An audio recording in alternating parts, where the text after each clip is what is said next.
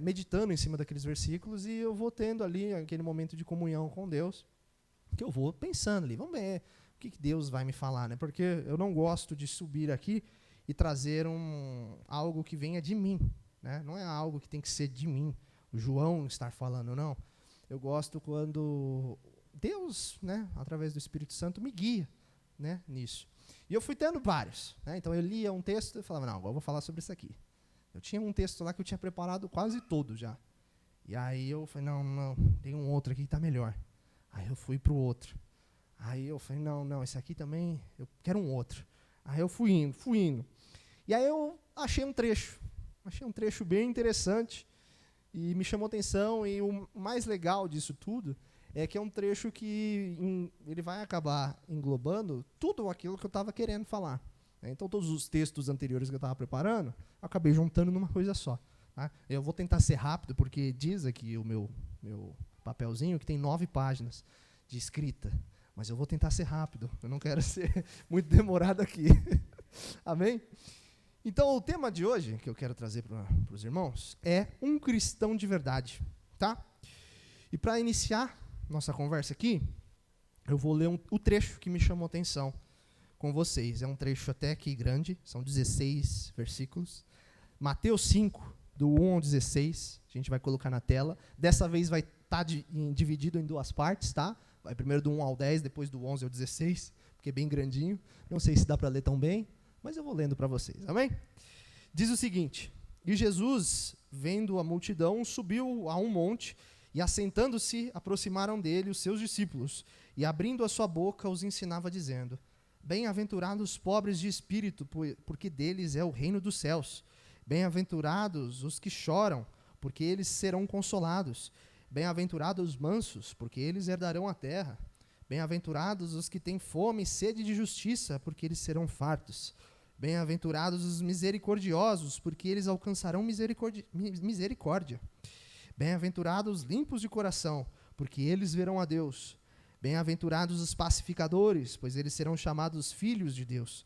Bem-aventurados os que sofrem perseguição por causa da justiça, porque deles é o reino dos céus. Bem-aventurados sois vós, quando vos injuriarem, perseguirem, e mentindo disserem todo mal contra vós por minha causa. Exultai e alegrai-vos, porque é grande o vosso galardão nos céus, porque assim perseguiram os profetas que foram antes de vós. Vós sois o sal da terra, e se o sal for insípido, como que se há de salgar? Para nada mais presta, se não se lançar fora, e se for pisado ser pisado pelos homens. Vós sois a luz do mundo, não pode se esconder uma cidade edificada sobre um monte, nem se acende a candeia e se coloca debaixo do alqueire, mas no velador, e dá a luz a toda a casa que estão. A todos que estão na casa. Assim resplandeça a vossa luz diante dos homens, para que vejam as vossas boas obras e glorifiquem a vosso Pai que estás nos céus. Amém? Foi esse trecho que me chamou a atenção, meus irmãos. E esse trecho que a gente leu, ele tem um nome. É o Sermão do Monte, ou também conhecido como Sermão da Montanha. Eu gosto de colocar no momento, tá? Então, nesse momento que estava acontecendo aqui, Jesus, ele era praticamente como se o ministério de Jesus começasse a chamar mais atenção. O ministério de Jesus aqui na Terra começou a atrair muito mais multidões do que já começava, sabe? Então começou a perceber que está crescendo, tem bastante gente seguindo aqui. E aí Jesus percebeu que tinha uma grande multidão com ele, e ele aproveitou esse momento, juntou aquela multidão juntamente com seus discípulos, para falar sobre o reino dos céus. Padrão, Jesus sempre vai falar do reino dos céus. E você pode perceber que o Sermão do Monte aqui, o grande destaque aqui do Sermão do Monte, é que Jesus está falando de ações e atitudes, né? Que quando uma pessoa realiza essa ação, essa atitude, ela se transforma em bem-aventurada. Ela deixa de ser uma pessoa normal e passa a ser uma pessoa bem-aventurada. Só que é muito importante entender o que é bem-aventurado, né? É muito importante para a meditação, para meditar na palavra, você não somente ler, bem-aventurado, bem-aventurado, bem-aventurado. O que é bem-aventurado? Se a gente for buscar essa informação, você vai ver que ele vai falar, bem-aventurado significa ser uma pessoa muito feliz. Está ligado a isso. Bem-aventurado é ser muito feliz. Só que ele também tem um substantivo masculino, que eu procurei lá, e ele falou, olha, tem dois. Ele tem um adjetivo, que é o ser muito feliz, e ele tem um substantivo que diz que está referente à glória dos céus. Então são duas coisas, né, um significado. Só que você pode perceber aqui que ele fala a palavra feliz, né? E para quem já estava aqui na outra base, sabe muito bem do que a gente falou, sobre felicidade. A gente sabe que a felicidade genuína, como a gente estudou lá, não vou entrar muito em detalhe, como a gente estudou, a gente sabe que a felicidade genuína ela não está ligada a nada terreno, ela está ligada a Deus. A felicidade genuína vem de Deus, a verdadeira felicidade está ligada a Ele. Então, se a gente juntar esses dois termos que a gente procurou aqui, olha, ser bem-aventurado é ser muito feliz e a glória dos céus. E a gente já estudou sobre a felicidade verdadeira, a gente pode entender que ser bem-aventurado é ter uma felicidade celeste, é ter uma felicidade verdadeira, ter uma felicidade ligada a Deus. Tá? Então não é uma felicidade terrena, não é nada terreno, é uma felicidade que está ligada diretamente com Deus, como a gente já sabe, né? A gente aprendeu isso na outra base. E aí, aqui não foge do padrão também. Se você for ver, quem faz essas coisas tem a verdadeira felicidade. Quem tem essas atitudes, tem uma felicidade de Deus, uma felicidade celeste, né? E aí, a gente pode ficar até um pouco meio confuso, porque fala assim, beleza, uma felicidade divina, ok. Mas uma felicidade divina, Deus está falando então que se eu choro, eu sou feliz em Deus, né? Às vezes nosso lado ser humano, ele não vai procurar o resto, né? A gente trava no primeiro momento. A gente vai olhar e fala assim, bom, se eu choro, então somente se eu chorar, é aí que eu vou ser feliz verdadeiramente. E aí a gente fica, mas como é que é possível ser feliz chorando, né? E aí que vem o grande ponto aqui. As bem-aventuranças, elas não estão necessariamente ligadas somente às atitudes. Elas estão ligadas também aos resultados, certo? Então, se a gente for dar uma olhada lá, a gente vai pegar, por exemplo, pegando o primeiro, né, do chorar. A gente pode perceber o seguinte, eu não sou feliz verdadeiramente porque eu choro. Eu sou feliz verdadeiramente porque quando eu chorar, o meu consolo vem de Deus. Ponto. Entendeu? A felicidade, ela está ligada a Deus. Os resultados das nossas atitudes aqui, né, das atitudes do Sermão do Monte, estão ligadas a Deus. Você pode perceber lá, ele fala assim, ó, bem-aventurados os que choram, porque eles serão consolados. Consolados por quem? Por Deus. Bem-aventurados os mansos. Por quê? Porque eles herdarão a terra. Está tudo ligado a Deus. As atitudes não necessariamente estão ligadas, somente elas. Tem uma relação. É sempre um parzinho. Tá? Então, a minha atitude gera um resultado, uma consequência. Certo? Até aí, tudo bem. Tem uma dependência. A gente enxergou essa dependência. Então, eu sou bem-aventurado por conta dos resultados provenientes das minhas ações. Só que também existe uma dependência maior ainda. As minhas ações, elas dependem de algo também. Não tem uma ação só por ter essa ação. Ela tem uma dependência. Tem uma conexão. E essa conexão vem do nosso caráter. O nosso caráter. É ele que determina qual é a nossa atitude. E a nossa atitude determina o resultado, certo? Então, é uma dependência. Dando uma pesquisada sobre caráter, né?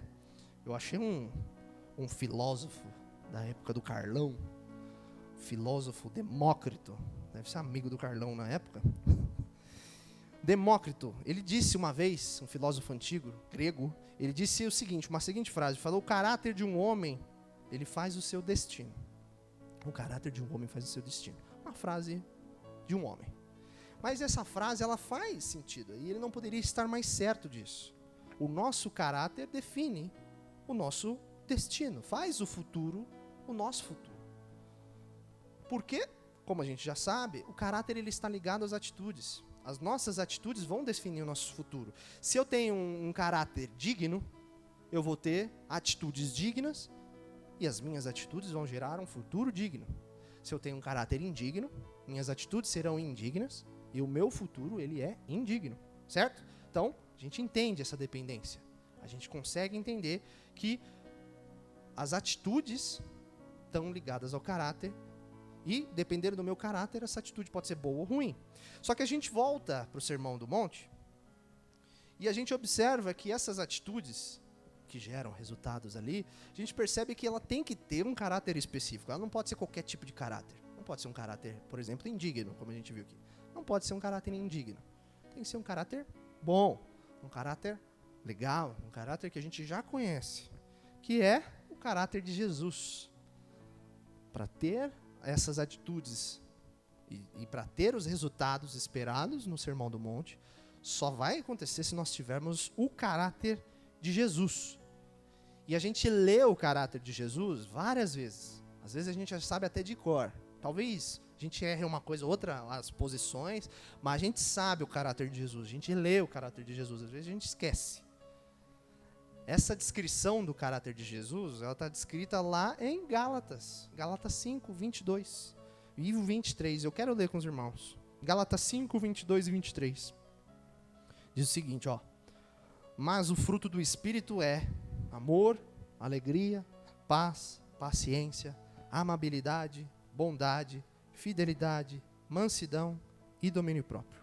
Contra essas coisas não há lei. Amém? Todo mundo conhece essa parte, né? O fruto do Espírito. O fruto do Espírito. Mas vamos contextualizar mais ainda aí. Eu gosto de contextualizar. Vocês já pararam para se perguntar por que se chama fruto do Espírito? Já fez essa pergunta? Certo? Particularmente, eu nunca me fiz essa pergunta. Por que se chama? É fruto do Espírito. Beleza. Mas por que é fruto do Espírito? Eu posso te explicar essa relação. E é muito simples. Eu vou ler mais um outro versículo que tem uma relação direta. E aí a gente vai começar a entender melhor. Eu quero ler com os irmãos Lucas 6, do 43 ao 45. Lá fala o seguinte, ó. Ninguém colhe frutos podres de uma árvore boa, nem frutos bons de uma árvore doente. O estado do fruto indica o estado da árvore. Lembre-se que a vida produz vida. O que conta é o que vocês são, não o que dizem e fazem. Isso se comprova por seus atos e palavras.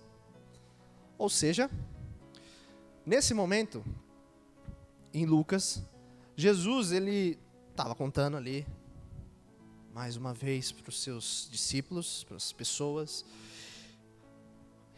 fazendo relação com as coisas ali que tinha, certo? A gente sabe que as parábolas, Jesus fazia esse relacionamento com as coisas que tinha ao seu redor, porque era o ponto que o povo entendia, era de fácil entendimento. Naquele tempo, como eu gosto de falar, era agricultura, né? Era agropecuária, era coisa assim, do campo. Não tinha essas coisas novas, né? Era tudo mais simples. Então, o que eles tinham de muito contato era a agricultura. O que eles tinham de muito contato era a árvore, frutos, né? E Jesus ele está utilizando esses elementos para mostrar que um fruto, como ele mesmo fala, o fruto é os atos. E a árvore somos nós, né? Parece até aquela brincadeira lá. E o Senhor, o pastor e as árvores somos nós, né? Nós somos árvores e produzimos frutos. E aí Jesus fala, assim, ó, não tem como você ter frutos bons de uma árvore ruim, ou frutos ruins de uma árvore boa. Não existe. Você vai colher frutos bons de árvores boas, frutos ruins de árvores ruins. Por exemplo, se você... E Jesus fala, é pelos frutos que você vai conhecer a árvore. Se você olhar para uma árvore e você vê uma maçã como fruto, você logo conclui, isso aqui é uma macieira da maçã, né? Uma árvore de maçãs. Não querendo fazer apropriação da representação de ninguém, mas se você vê uma árvore que dá jaca, né? Não estou apropriando a representação de ninguém. É uma jaqueira. Não tem outra coisa, não vai dar mais nada. Certo? Qualquer outro tipo de árvore com fruta, o que aquela árvore dá? Aquela árvore só produz aquilo. E mais ainda, por mais que, por exemplo, a macieira, não vou pegar a jaca como exemplo não, deixa para você. A macieira, se você vê lá, beleza, deu maçã. Como é que você sabe se aquela árvore está boa ou não? Você pega a maçã, aquele fruto, e você experimenta. Se aquilo for bom ao seu paladar, aquela árvore é boa. O próximo fruto também vai ser bom. Agora, se você provar e aquela árvore aquele fruto está ruim, aquela árvore não tem condições de produzir mais frutos bons ali, só vai ser fruto ruim. Então é isso que Jesus estava falando aqui. E quando a gente lê ali em Gálatas, Paulo, ele está pegando isso que Jesus falou lá, de fruto. É basicamente como se alguém tivesse perguntado para Paulo, assim, Paulo, tudo bem, Paulo, Jesus falou para a gente ter bons frutos, mas Jesus não disse que tipo de fruto que eu tenho que ter, que tipo de fruto que eu tenho que ter, Paulo? Aí Paulo talvez fale, então, vou te falar, você tem que ter o fruto do Espírito. Basicamente isso, eu imagino, né? Não foi assim porque foi uma carta, né? Mas pensa, né? Vamos pensar. Então, basicamente é isso. Paulo, ele está utilizando o que Jesus já disse e está falando assim, olha, você quer dar fruto bom? Eu vou te ensinar qual fruto que você tem que dar. É o fruto do Espírito. É só uma representação. Paulo continua utilizando o que Jesus já tinha falado. É por isso que se chama fruto do Espírito. Mas como a gente já leu Gálatas e a gente vê que os frutos são os atos e a árvore somos nós, nós entendemos então que o fruto do Espírito são atitudes, é o caráter, certo? É um conjunto. Por isso que se chama fruto, é um só, não são os frutos do Espírito, não, é o fruto do Espírito, com várias atitudes e qualidades ali. É isso que Paulo estava falando, falou, olha, vocês querem ter um fruto bom? Então pega a visão, fruto do Espírito. É o fruto do Espírito que vocês têm que ter. Ou seja, quando nós lemos mais uma vez, no futuro aí, Gálatas 5, 22, 23, você pode ter certeza. Paulo está querendo dizer sobre o caráter de Jesus. Tá? Então, Gálatas 5, 22 e 23 é a definição do que é o caráter de Jesus. O que Jesus espera de nós. Né? É Paulo dando a dica dele. Quer produzir um fruto bom? Produza o fruto do Espírito. Voltando para o Sermão do Monte, então. O que Jesus quer nos ensinar, então, aqui?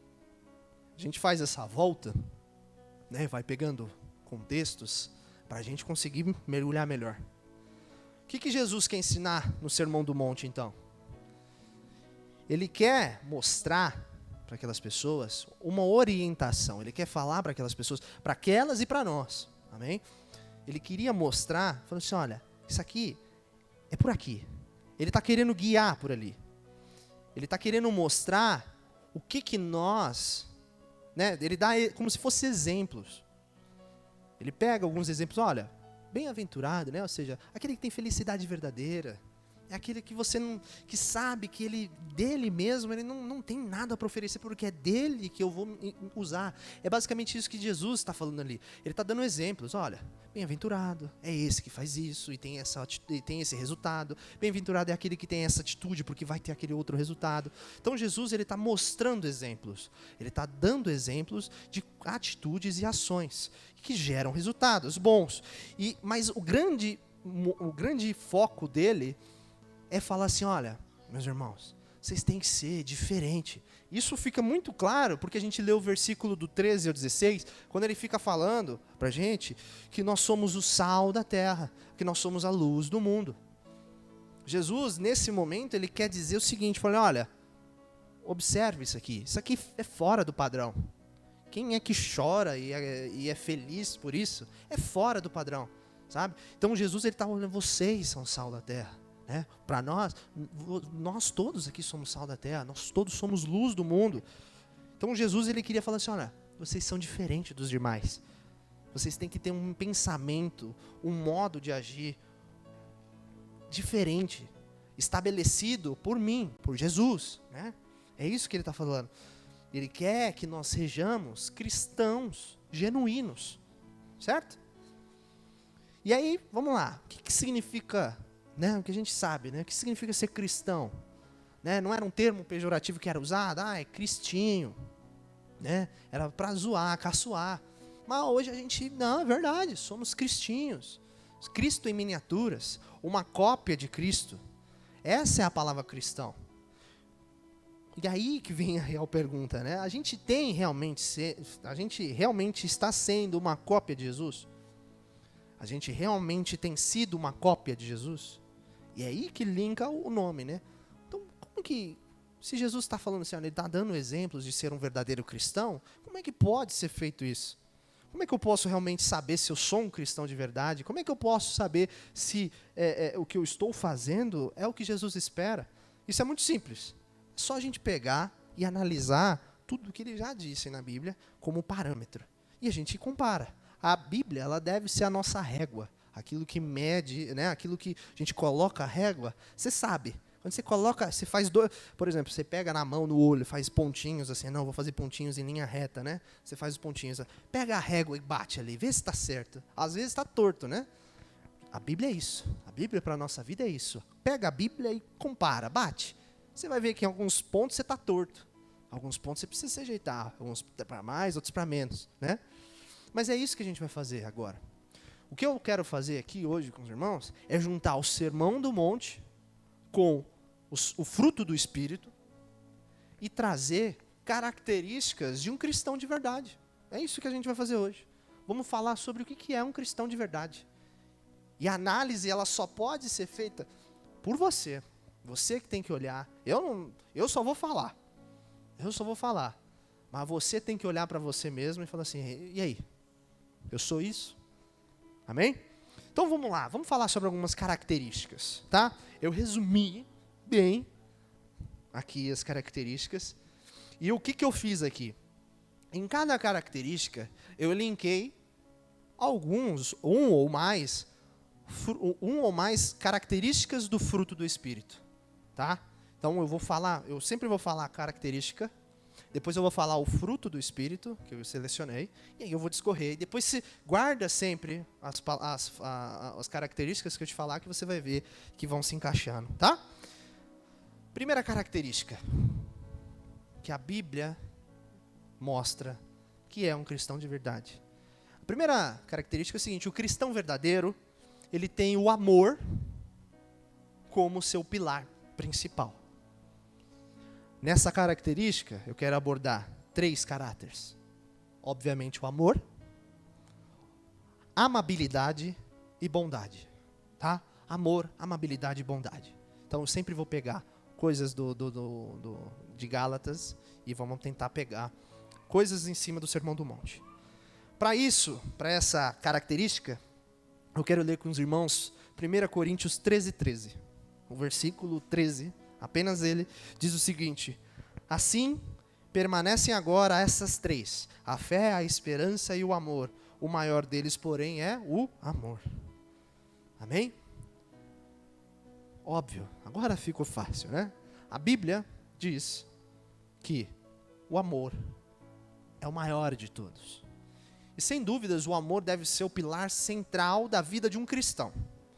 Não tem como você dizer que você é cristão se você não tem como base, como aquilo que sustenta tudo, aquele pilar que sustenta tudo, sabe? Aquele que você, numa construção, quando a pessoa fala, esse aqui você não pode mexer de jeito nenhum. Porque esse aqui é o que sustenta tudo. É o amor. Isso deve ser o nosso pilar central. Por que eu digo que o amor ele é o principal pilar das nossas vidas? Porque o amor, dá para você entender ele de 3 formas aqui. A primeira forma que a gente consegue entender o amor é o amor a Deus. Eu coloquei aqui, não coloquei ali em cima, mas só um destaque. Jesus ele fala em Mateus 23:37, eu não coloquei aí, que nós devemos amar a Deus de todo o nosso coração, de toda a nossa alma, de todo o nosso entendimento. E talvez você fique na dúvida, né? Talvez a gente fique na dúvida assim, como é que será que eu posso demonstrar meu amor a Deus? Certo? Se o amor é o principal pilar, e a primeira situação é ter amor a Deus, como é que você demonstra amor a Deus? Meu irmão, é muito simples. É muito simples. só você, eu gosto de fazer isso. Jesus fazia isso e é legal você fazer isso. Traz para o seu dia a dia uma situação. Por exemplo, pensa em alguém que você gosta muito. Pensa em alguém que você tem um relacionamento muito legal, muito bacana. Pode ser um amigo, pode ser esposa, marido, namorado, né? Pensa aí. Agora, pensa o seguinte, o que essa pessoa espera que eu tenha, né, ali? Como é que essa pessoa espera que eu demonstre que eu gosto dela? Como é que essa pessoa espera que eu faça isso? Você acha que ela vai querer que você pare de falar com ela? Você acha que ela vai querer que você se afaste dela? Você acha que ela vai querer que você fale só quando você precisa de alguma coisa? Que ela se sinta só um ponto de ajuda, seja financeiro, seja por problema? Não, né? Quando a gente gosta de uma pessoa, independente do que seja, né, de qual relacionamento seja, a gente quer demonstrar esse amor. Seja abraçando, seja dando presentes, seja conversando, seja tendo contato direto. É isso que Deus espera da gente. Demonstrar amor a Ele, demonstrar amor a Deus, nada mais é do que você passar um tempo com Ele, orando, lendo a Bíblia. Você quer um presente? Você quer dar um presente para Deus? Faça uma oração. Sabe, faça alguma coisa para o reino. Sabe, grande parte de nós ainda acha que só alguns que têm missões, sabe? Não, por exemplo, o João é o cara que fala de sábado e somente ele e acabou, ninguém mais vai falar. Não, alguém está equivocado se alguém pensa assim. Todos nós temos uma mesma missão. A nossa missão é ir por todo mundo, pregar o evangelho a todos, independente de quem for, é todos. Essa é a nossa missão. Se você quer dar um presente para Deus, evangelize alguém, converse sobre Deus com alguém, traga alguém para a igreja. Quer dar um outro presente para Deus? Ore. Conte os seus problemas para Ele, ou conte as coisas que estão acontecendo de bom. Não é só de problemas que Deus vive, tá? Deus vive também de coisas boas. Conte para Ele, compartilha. Eu gosto, às vezes eu dou risada, às vezes eu conto coisas engraçadas para Deus, coisas que eu acho cômica para mim. Eu falo, nossa Deus, você não acredita. E dou risada, sozinho. Às vezes a Fê acha que eu sou doido, mas eu não sou. Já expliquei para ela que é Deus. Ela entendeu. Mas é isso. Deus, Ele quer demonstrar esse amor e fortalecer esse amor com Deus é através disso. É através desse dia a dia. Sabe quando fala orar sem cessar? Né? Diversas vezes a gente já falou sobre isso. Não é você ficar, Senhor, me abençoa, Senhor, oh Senhor. Não. Orar sem cessar é você estar em comunhão a todo momento com Deus. Eu gosto de pegar um exemplo de quando eu e meu pai, a gente estava, não lembro o que a gente foi fazer, mas estava eu, meu pai, ainda não estava casado, estava eu, meu pai, minha mãe e a Joyce. Minha mãe, tiraram aquele soninho gostoso, né? E eu estava com meu pai, eu estava acordado, meu pai dirigindo. A gente não trocou palavras, mas a gente estava curtindo o momento, eu e ele. Eu estava em comunhão com ele, ali, naquele momento. Pode-se dizer que é isso também. Ali eu estava numa comunhão. Comunhão com Deus é você estar ali pertinho dele. Aí às vezes a gente estava lá, você viu tal coisa, sabe? Não precisa ficar falando pai. Uma hora ele ia ficar estressado. Falou, pelo amor de Deus, fica quieto que eu preciso prestar atenção na rua, né? Mas é basicamente isso. Esse é o primeiro amor. O segundo amor é o amor pela nossa família. E aí é legal. Eu acho bacana essa parte. Porque eu já ouvi muito dizendo o seguinte: primeiro vem a obra de Deus, depois vem a minha família. Né? E olha, quem pensa assim está muito enganado. E eu posso te provar por quê. Eu quero ler com os irmãos 1 Timóteo 5,8. 1 Timóteo 5,8 diz o seguinte, mas se alguém não tem cuidado dos seus, e principalmente dos da sua família, negou a fé, e é pior do que o infiel. Meu irmão, você quer ter um ministério? Né? Show! A tua família é o teu primeiro ministério. O teu primeiro ministério é o teu lar. Independente de se você é pai, mãe, filho, é o teu ministério. O teu lar é, o teu lar é o local de que Deus quer que você trabalhe lá também. Deus criou a família. Deus criou o lar. Ele criou isso de uma coisa boa. A gente lê Gênesis e fala e vê que Deus viu que isso era bom. A família é bom. Você entendeu? A família é bom. Então, claro que Deus vem em primeiro lugar nas nossas vidas, mas Deus deu a tua família para você e Ele espera que você cuide dela. Como é que eu posso cuidar da minha família? Tendo comunhão com ela? Orando pela sua família? Batalhando pela sua família? Ah, mas como é que eu batalho? Orando? Batalha espiritual, né? Não é isso? A gente ora. Ora pela sua família. Não deixe a sua família de lado. Continue orando. Sua família é muito importante. Você precisa ter um contato com o seu pai, um contato com a sua mãe, um contato com o seu filho. A sua família vem em primeiro lugar em tudo. Deus, Ele espera que a sua família esteja bom, esteja tudo bem. É ali que tem que estar. Porque você pode ver, se uma família não está bem, se a família não está legal, as pessoas dessa família também não vão estar bem. Você vai ter um problema no trabalho, você vai ter um problema na escola, um problema na faculdade, sabe? Às vezes a gente enxerga crianças tendo problemas. Eu conheci um caso de uma criança precisar de psicólogo porque a família não estava legal. A família não estava bem. Uma criança psicólogo. Você entendeu? Então não deixe sua família para trás. A família é de Deus, constituição de Deus, e Deus espera que você trabalhe lá primeiro, para que depois você trabalhe para os outros. Mas primeiro trabalhe lá. Tá faltando alguém para Deus? Ah, tá faltando. Então ganha ele primeiro. Eu já vi muito disso. Às vezes a gente tem aquela, não, minha missão é ir. Eu tenho que ir, né? Minha missão é eu vou para a África, eu vou não sei para onde, eu vou para o Nordeste. Mas e a tua família? Como é que tá a tua família? Tá legal? Você já lutou pela tua família hoje? A gente lá tem um caso, né? Que da parte da família da minha mãe, que uma parte a gente nunca achou que daria certo, né? A gente nunca achou que eles viriam conhecer a Deus. Era muito duro, muito difícil, né? E a gente foi vendo assim com muita oração, né? Oração principal da minha mãe. Muita oração. A gente foi vendo Deus assim como se fosse derrubando um por um. Ah, pô, esse é meu, agora esse é meu, agora esse é meu, agora esse é meu. Falta pouco para que a família inteira fique bem. E o que eu posso fazer? Continue orando. Amém? Então, ame sua família. E o terceiro, amor, ame os outros. Não é, o Jesus não fala que nós devemos amar o próximo? Né? Tá na Bíblia, não tá? E aí às vezes a gente se pergunta, mas quem é o meu próximo? A resposta é clara.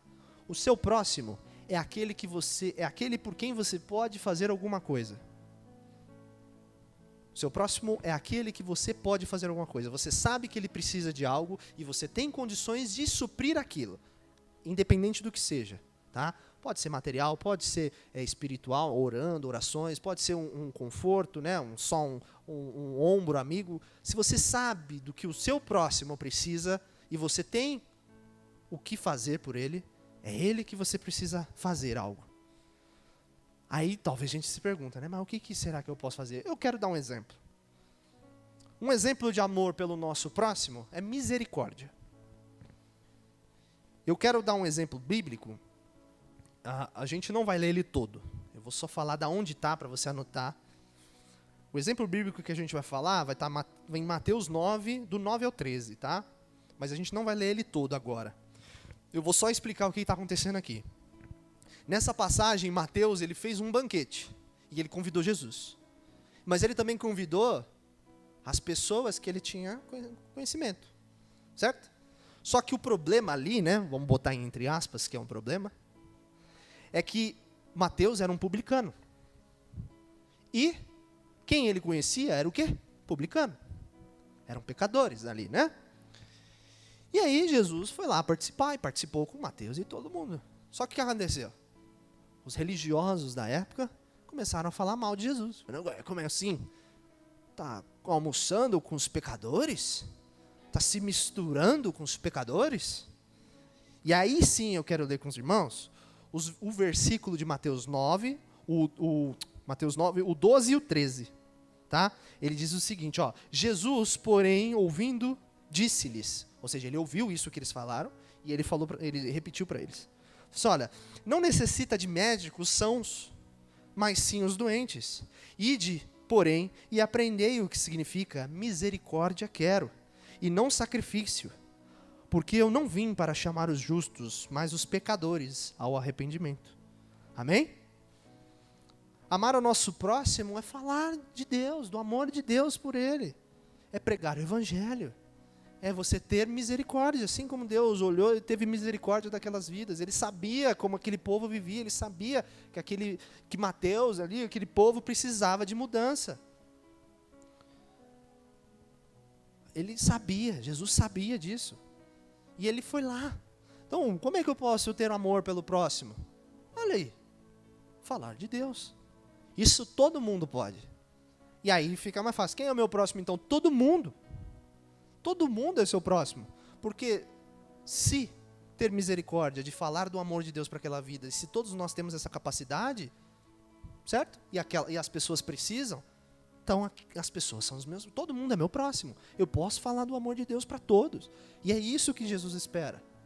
Amém? Então, amor a Deus, amor à nossa família e amor aos outros. Nessa ordem.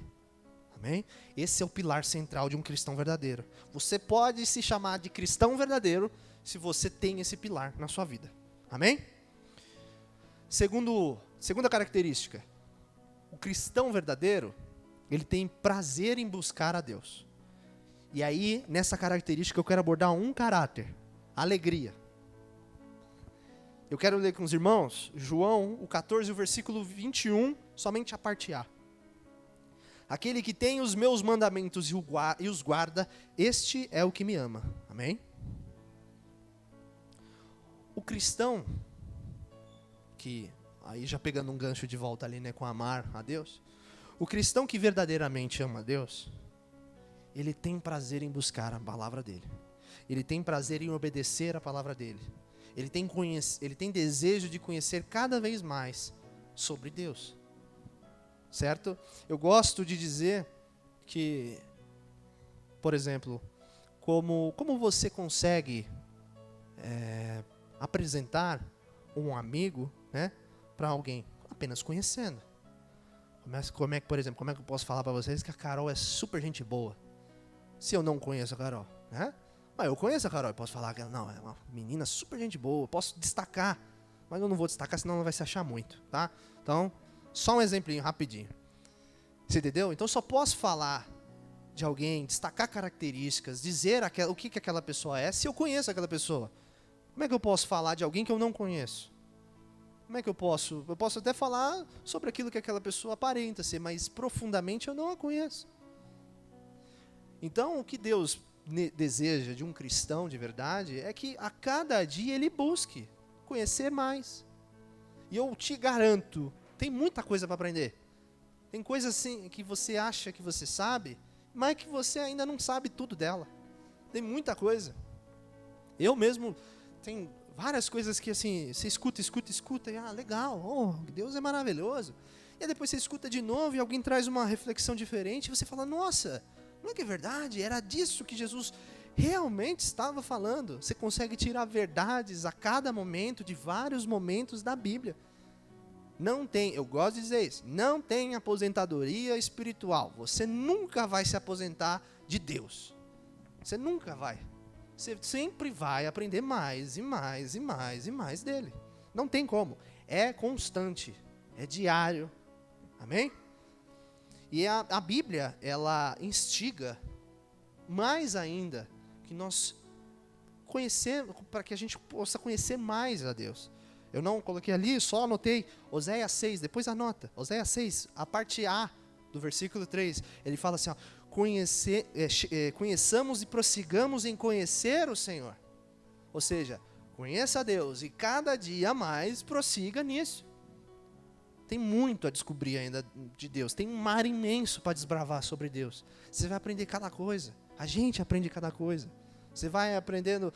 Quanto mais profundo você vai com Deus, mais perto dele você chega. Mais amor você sente. Mais o carinho dele você sente. Mais a presença dele você consegue perceber. Fica tudo muito mais claro. Amém? Então, um verdadeiro cristão, ele tem prazer nisso.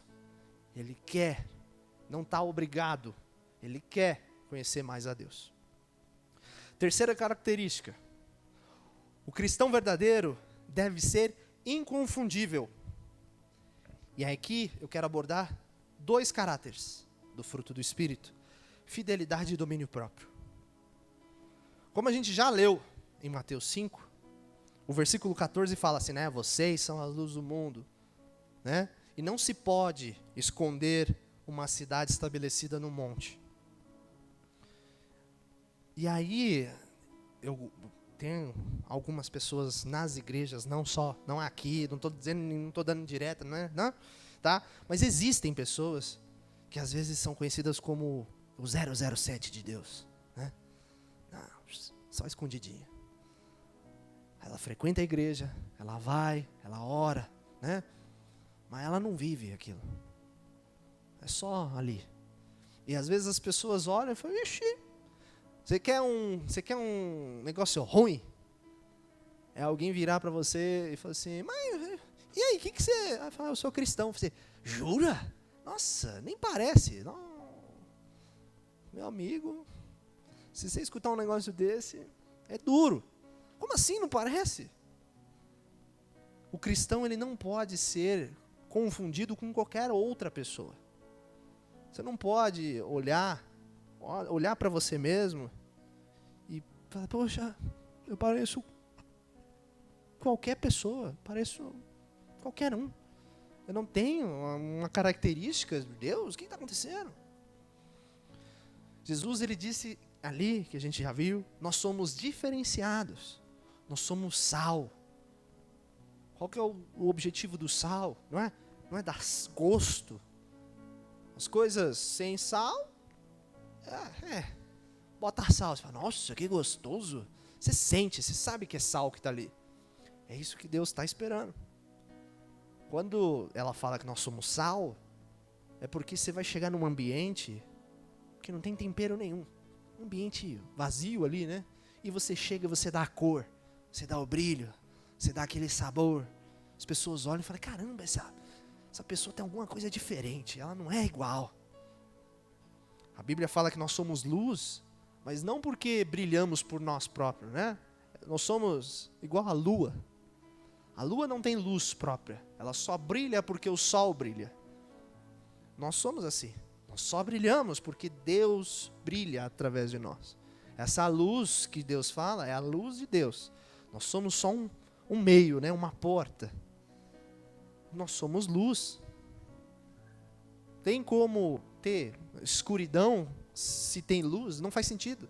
Se está escuro e você vai lá, tem luz, ela está queimada, né? Se está escuro, você fala, não, mas tem luz. Não tem não, está queimada então, ou está desligada. Porque quando a luz chega, não tem treva, não tem escuridão, tudo fica claro. Jesus, ele espera disso, ele espera que nós sejamos diferentes. Ele espera que nós sejamos santos, mas diferente do que o mundo tem como concepção do que é santo, porque o mundo tem a concepção de que santo é aquele que nunca erra. O mundo tem a concepção de santo, de tipo, morreu, aí vamos erguer uma estátua para ele, porque esse aqui é santo. Não, não é isso que Deus está falando, para que sejamos santos. Ser santo é ser separado. Ser santo é ser separado para Deus. Quando Jesus fala, vocês têm que ser santos como eu fui santo, como eu sou santo, ela está falando o seguinte, olha, vocês têm que ser separados, vocês têm que ser diferenciados. Você tem que ser aquela porção que não está no mesmo, que foi tirada do mesmo e é diferente, ela é diferente, se nota. É disso que Deus espera de nós. E aí, para a gente conseguir manter essa separação, a gente só consegue manter essa separação se todo dia a gente buscar uma avaliação. Eu quero ler com os irmãos Romanos 12, 2. E não vos conformeis a este mundo, mas transformai-vos por meio da renovação da vossa mente, e discernais qual é a boa e agradável e perfeita vontade de Deus. Ou seja, irmão, além de ser separado, todo dia você precisa avaliar você mesmo. Eu não sei, acho que já falei aqui hoje. Não tem como. Você não atinge um estágio que você não tem mais corrupção, né? Tipo, não, eu agora sou de Deus. Não, nada mais me... Não. Nós estamos em processo, é constante. E pode ser que nessa caminhada a gente vacile, né? Ou vá para a direita, ou vá para a esquerda. Essa avaliação, ela tem que ser constante e ela é só sua. Você pega a Bíblia, você faz a sua oração. E com humildade, reconheça se você está certo ou está errado. E precisa de mudança. Porque você estar separado é constante. Não é porque você vai... Não, você é diferente, que você para sempre vai ser... Não. Eu falei com a Fê ontem, eu falei que nós somos como cordas de violão, de guitarra, de baixo. Somos cordas. Quando o músico pega, a primeira coisa que ele faz, ele afina. Agora tá bom. Às vezes ele pega umas cordas desafinadas. Você fala, eita. Aí você pega, afina, fala, agora tá perfeito. Só que você toca. Por exemplo, se pegar ali a guitarra, pegar o violão, você pode ver, vai estar desafinado. Vai estar um pouquinho para lá ou um pouquinho para cá. Nós somos assim, somos cordas de um instrumento. Precisamos a todo momento. Opa, terminei aqui, vamos lá. Opa, agora tá assim, tá perfeito. Redondo, opa, tá perfeito. Entendeu? Não tem como, somos constantes. Essa avaliação tem que ser constante. Amém? O máximo que nós podemos ser confundidos é com Jesus. É só isso. Agora, de resto, a gente tem que ser diferente. Se for para ser igual, que seja igual a Jesus. Se não, é diferente do resto. Amém? E a última característica, meus irmãos. O cristão verdadeiro, ele é um embaixador de Cristo. Amém? Para isso, eu quero abordar 3 características. Paz, paciência e mansidão. Quero ler com os irmãos 2 Coríntios 5, 20. Amém? Portanto, somos embaixadores de Cristo, como se Deus estivesse fazendo seu apelo por nosso intermédio. Por amor a Cristo suplicamos, reconciliem-se com Deus. Amém? Nós somos embaixadores de Cristo. A Bíblia diz, Paulo escreveu. E ele fala assim, olha, é como se Deus estivesse nos usando por intermédio, para falar dele. É isso que eu falei, nós somos aquela porta. Nós somos embaixadores de Cristo, nós já ouvimos isso. Você já ouviu isso? Não, eu sou embaixador de Cristo. Uou. Mas o que é a função do embaixador? Eu procurei no Google, né? Google fala para mim o seguinte, olha, um embaixador, ele é um diplomático do grau mais elevado, que representa diplomaticamente um país inteiro, junto a outro estado, ou órgão internacional. O embaixador é responsável por chefiar a missão diplomática de seu país de origem e detém plenos poderes para representar a sua nação. Caramba! Nós somos embaixadores. Nós somos isso. De Cristo. Nós representamos o nosso país, né? O reino dos céus. Nós representamos o reino dos céus. Nós somos o grau mais elevado ali, né, da parte diplomática, é o grau mais elevado. Nós temos responsabilidades, nós temos poderes para representar o nosso país. Então, entendendo isso, beleza, nós somos embaixadores de Cristo, né, nós somos, representamos o reino de Deus, beleza. Mas, Como é que você pode, às vezes, né? Como é que você pode representar algo que talvez você não conheça? O que você representa? Ah, eu represento Deus. Mas o que Deus é? Ah, eu represento Jesus. Mas o que Jesus é? A resposta está lá em Isaías 9:6. A resposta está assim, ó. Porque um menino nos nasceu, um filho se nos deu, e o principado está sobre os seus ombros, e se chamará o seu nome, Maravilhoso, Conselheiro, Deus Forte, Pai da Eternidade, e eu quero destacar o último, Príncipe da Paz. Então, aí talvez você me pergunte, né? Onde é que você quer estar? Onde você está chegando aí, João? Não estou entendendo. Está meio confuso para mim. Quero voltar, Mateus 5, versículo 9. Vamos lá, coloquei para a gente ver. Bem-aventurados os pacificadores, porque eles serão chamados filhos de Deus.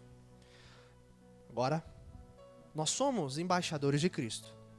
Cristo é o príncipe da paz. É óbvio que eu sou um agente pacificador. Eu sou um embaixador do príncipe da paz.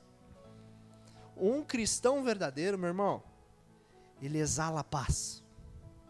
Porque a paz não vem dele, a paz vem de Deus. Um cristão verdadeiro, onde ele entra, você sente, oxa, agora eu estou em paz. É comum, né? A gente dá uma saudação aqui na frente quando a gente vai cumprimentar a igreja, né? Vai iniciar ou, por exemplo, chama alguém, aí a pessoa, a paz do Senhor, igreja, né? Você está dando a paz do Senhor. Será que você realmente tem sido embaixador de Cristo? Você tem sido um agente pacificador? Meu irmão, um cristão verdadeiro, ele não entra em guerra. Um cristão verdadeiro, ele não causa uma guerra. Um cristão verdadeiro, ele não causa problema. Um cristão verdadeiro, ele não traz problema. Um cristão verdadeiro, ele não causa contenda. O cristão verdadeiro, ele quer paz. O cristão verdadeiro, ele não briga, sabe? Você olha para ele tá tudo bem, né? Um cristão verdadeiro, você quer brigar com o cristão verdadeiro? Não, tudo bem, irmão. Foi com Deus. Amém. O cristão verdadeiro é isso. Nós devemos ser agentes pacificadores. Você quer pegar alguém, por exemplo, o Edinho contou pra gente um caso, né? Que na rua, dirigindo, ele sem querer fechou o cara na rua ali, com o carro, o cara ficou bravo com o Edinho. Aí o Edinho falou, oxi, precisa disso? Ele não. Falei, então, desculpa aí. Ih, tá bom, acabou. Que poderia se transformar do cara ficar nervoso, chegar em casa, ficar bravo. Se transformou. Acabou. O cara talvez vá até em casa e falou, o cara me deu a paz do Senhor, eu xinguei ele me falou, vai com Deus. Sabe, a gente tem que causar a diferença. Você quer causar? Você quer fazer uma... Não, eu quero causar. Não seja um agente de paz. Seja uma pessoa de paz. Entendeu? Chega lá, a pessoa está tendo guerra. Fala, ô pessoal, acabou. Encerrou. Vamos resolver. Sabe? Se tem algum problema, vá lá. Resolva esse problema. Entendeu? No que depender de você, tenha paz. Não é isso que está escrito na Bíblia também? No que depender de você, tenha paz com todos. O que significa do que depender de você? Poxa, posso não estar errado mesmo. Pode ser que numa situação eu até tenha razão, faz sentido. Mas a outra pessoa, a outra parte, não cede. A outra parte não quer. No que depender de você, então deixa quieto. Eu prefiro estar... Eu brinco, eu falo que eu estou numa fase agora, na minha vida, já deu uma mudança de chave, né? Eu falo que agora eu estou na vibe Joãozinho Good Vibes. Vixe, eu não estou com tempo para brigar, irmão. Eu não quero. Só de pensar em brigar me cansa. Vai com Deus. Entendeu? É isso. Jesus, ele espera. É assim, quando a gente fala embaixador de Cristo, a gente vai representar tudo que Cristo fala. Mas eu acho que a grande parte é que nós também temos que representar essa paz. Jesus é o príncipe da paz. Então, se ele é o príncipe e eu represento a paz também. Então, pense nisso. Você é um cristão verdadeiro? Então você tem que exalar paz. As pessoas têm que chegar para você e falar assim, nossa, como eu gosto de estar com você, porque quando eu estou com você não tem mais nenhum problema. As coisas acabaram. Eu sinto que aqui é bênção com você. Amém. Então você está cumprindo o seu papel como um cristão genuíno. Amém? Quando, encerrando ali agora, quando Jesus estava falando sobre o Sermão do Monte, meus irmãos, ele estava dando os exemplos. Olha, nessas situações, aquilo que a gente já falou, ele queria mostrar que vale a pena ser um imitador dele, que vale a pena ser um Cristo em miniatura. Que não tem, meu irmão, a busca não é aqui. É gostoso ter as coisas aqui, é claro que é. É bom, faz parte da vida. Mas essa não tem que ser a sua principal busca. Sua busca é muito maior. A tua vida aqui é uma fração. Dali para frente, meu irmão, é eternidade. Eternidade. E onde é que você vai passar essa eternidade? É aqui, esse é o momento que nós escolhemos. Eu gosto de pensar que a vida é uma grande rodovia e que a nossa vida, até a nossa morte, ou até o momento em que Jesus voltar, você está vendo placas, olha, daqui 10 quilômetros vai ter uma bifurcação. Ou você vai para a direita ou você vai para a esquerda. Daqui 9 quilômetros, 8 quilômetros, 7. Cada vez que você passa, você vai vendo essa placa. Até que um momento que você vai ter que escolher. Quem dirige sabe. Não tem como virar ali no meio do... Não, errei! Não tem. Não tem. E a vida não tem retorno. Você pode escolher a faixa agora. Agora é fácil. Dá para você dar seta, falou, opa, tô errado. Não é aqui que eu quero, vou dar seta, tô vindo, pronto, agora eu tô no caminho. Aqui é esse momento. Porque lá na frente é a escolha. E quando Jesus estava falando do Sermão do Monte, ele estava falando isso, meus irmãos. Isso é ser cristão. Essa é a vida cristã. A vida cristã é isso. É atitudes diferentes do padrão que se espera. Se o mundo espera que você tenha uma atitude X, Jesus está falando, olha, tenha Y. Ah, mas por quê, Deus? Porque o retorno é melhor. Porque o resultado é melhor. O resultado é mais impactante. O resultado faz muito mais sentido. E o resultado vai dar crescimento, irmão. Amém? Eu peço que os irmãos abaixem as cabeças, para que a gente faça uma oração. E, como eu falei aqui, eu quero que cada um de nós, eu me incluo nessa, cada um de nós, façamos uma análise de nós mesmos. Pegamos aqui tudo que a gente teve, as características que nós vimos, lemos sobre o Sermão do Monte, vimos o caráter de Jesus. E aí eu quero que você responda a pergunta para você mesmo. Você é um cristão em miniatura? Um Cristo em miniatura? Você é cristão? Não é crente não, é cristão. Você é cristão? E aí eu quero que você ore comigo, eu vou orar com vocês. Para que, se você percebeu que sim, você é cristão, então que o Senhor te ajude a manter firme. Para que você cada dia mais permaneça nele e somente nele. Agora, se você percebeu que talvez você tenha alguma coisa que não faz sentido de um cristão ser, eu quero que você ore para que o Senhor peça, para que você peça ajuda a Deus, para que o Senhor te ajude a mudar de direção, a mudar de faixa, a ser um diferencial na vida das pessoas. Amém? Vamos orar. Senhor, nosso Deus, nosso Pai, te agradecemos, Deus, por esta palavra. Te agradecemos, Pai, porque lá atrás o Senhor falou o sermão do monte, o sermão da montanha, quando o Senhor falou com os nossos irmãos em Cristo, mas também deixou registrado para nós hoje.